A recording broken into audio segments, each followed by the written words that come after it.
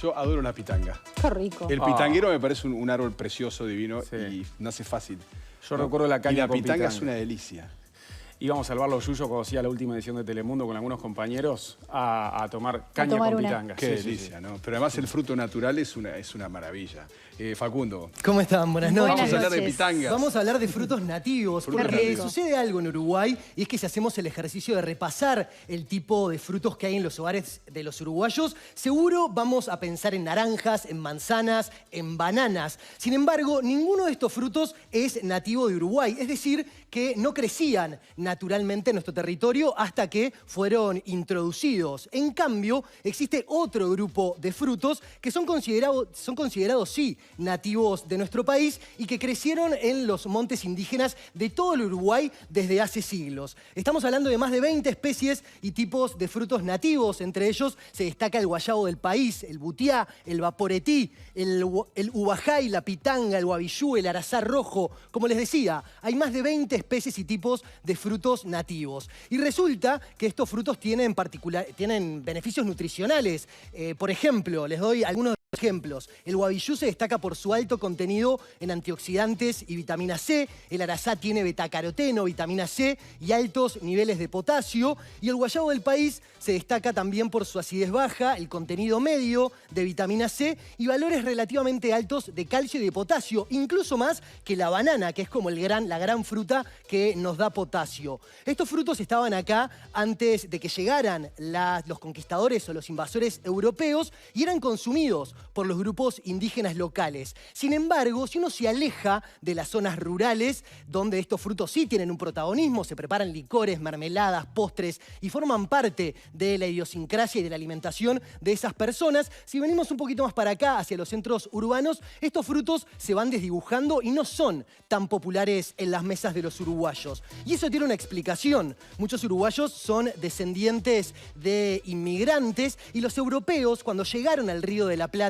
hace algunos siglos, trajeron con ellos su propio pool de frutales. Es decir, que si uno visita, por ejemplo, las estancias más antiguas de Uruguay, no se va a encontrar con los frutos nativos, sino que se va a encontrar con higueras, con ciruelos, con nísperos, todos esos árboles que los europeos plantaron en nuestro territorio porque eran los que ellos consumían en Europa y cuando vinieron al Río de la Plata los trajeron. Y al mismo tiempo sucede que estos frutos de origen más asiático o europeo o del Ecuador son los que nos enseñan a comer desde que somos chicos y son los que forman parte, digamos, de la educación en alimentos de los uruguayos. Sin embargo, desde hace un tiempo a esta parte hay gente que está trabajando para cambiar eso y para revalorizar nuestros frutos nativos. Y en medio de esa misión, hace pocos días, un ingeniero y botánico del Ministerio de Ganadería, Agricultura y Pesca detectó la presencia de la Eugenia periformis, conocida en Uruguay por su nombre vulgar o su nombre no científico, que es la pitanga zapallo. El fruto fue identificado precisamente en las islas de Zapallo, en el río Uruguay, a pocos kilómetros de la costa de Artigas, y el fruto no se veía en Uruguay hace 117 años y se consideraba extinto en nuestro territorio.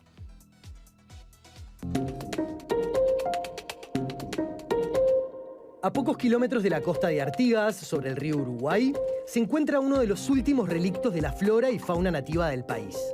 Estamos hablando de la isla del Zapallo, un lugar al que solo llegan quienes conocen el área. Una de esas personas es Andrés González, un ingeniero agrónomo forestal que trabaja para el Ministerio de Ganadería, Agricultura y Pesca y que además recorre todo el país de forma honoraria buscando e identificando especies de flora nativa. La isla del Zapallo tiene varias particularidades y una de ellas es que de tanto en tanto regala alguna sorpresa. La última fue la aparición de una especie de pitanga que se creía extinta en el Uruguay. Hacía un tiempo que yo venía diciendo, venimos encontrando todas las pitangas que no se habían encontrado hasta el día de hoy, faltan 2 o 3. Una de ellas, en diciembre, la habían encontrado en Isla Correntina. Al estar ahí, yo dije, tiene que estar unos kilómetros más abajo. Y bueno, y por suerte, recorriendo las islas, encontré una corteza que desconocía, pero tenía un color bastante llamativo, rojizo, y que me hizo recordar a las fotos que había visto de ella, y enseguida dije, es Eugenia piriformis. En Brasil se le llama ubaia a esta especie. pero en Uruguay no tiene un nombre común, no se le da un nombre. Y como estábamos dentro de la isla del Zapallo, y la pitanga es bastante grandecita, más o menos unos 6-7 centímetros de diámetro, de color naranja, y se asemeja a una pequeña calabaza, le pusimos en honor a la isla también, y pitanga Zapallo. Por primera vez en Uruguay quien colecta esta especie fue Mariano Berro, ¿sabes? Que era un naturalista, un botánico, hijo del presidente Berro. Y Mariano Berro la colecta en la isla Gaspar. La isla Gaspar se encontraba también en el río Uruguay frente a las costas de Salto. Esta isla, una vez que se construye la represa de Salto Grande, queda totalmente bajo agua, entonces toda la flora que había en ella desaparece. Desde 1905, diciembre de 1905, que la colecta por primera vez Mariano Berro para Uruguay, hasta el día de hoy nadie la había visto en el país. Por lo tanto, después de 117 años se creía que probablemente estaba extinta, ¿no? Para el país, al ser un frutal, va a ser muy importante para introducirla, estudiarla y poder reproducirla para que también se empiece a cultivar como frutal nativo, un fruto dulce, un poco ácido, pero dulce, grande, carnoso, con mucho jugo y muy rico. Pero la pitanga zapallo no es la única especie que fue registrada por botánicos en Uruguay hace más de 100 años y que continúa desaparecida. Son varias. Y por falta de experiencia en el estudio de especies nativas o de registros inexactos, nadie pudo volver a encontrarlas. Por lo que tal vez, y al menos por ahora, esa parte de nuestro patrimonio natural permanece escondido en algún lugar del territorio, esperando a ser descubierto. Lo que sigue ahora para la pitanga zapallo es intentar cultivarla en viveros del Ministerio y de la Facultad de Agronomía, precisamente para lograr reintroducirla en nuestro país y que pueda tener un alcance mayor dentro de los mercados. Los frutos nativos se pueden encontrar en ferias o también de la mano de productores agroecológicos. Esto precisamente esta reproducción se va a dar a partir de las semillas que fueron encontradas en Isla de Zapallo, que trajeron para Montevideo y que están repartiendo por varios viveros. Una isla, hablando de la Isla del Zapallo, que quieren que ingrese al Sistema Nacional de Áreas Protegidas precisamente por la importancia de la biodiversidad que alberga este lugar. Hoy la isla no tiene ninguna protección y es constantemente saqueada, nos contaba González en la entrevista, precisamente porque por esto es que los especialistas militan por la protección de este lugar. Las muestras que fueron colectadas por González y su equipo fueron llevadas al herbario del Museo Nacional de Historia Natural, uno de los 5 herbarios que existen en Uruguay y que alojan miles de especies de plantas, hongos y líquenes que fueron recolectados en Uruguay incluso desde el 1800.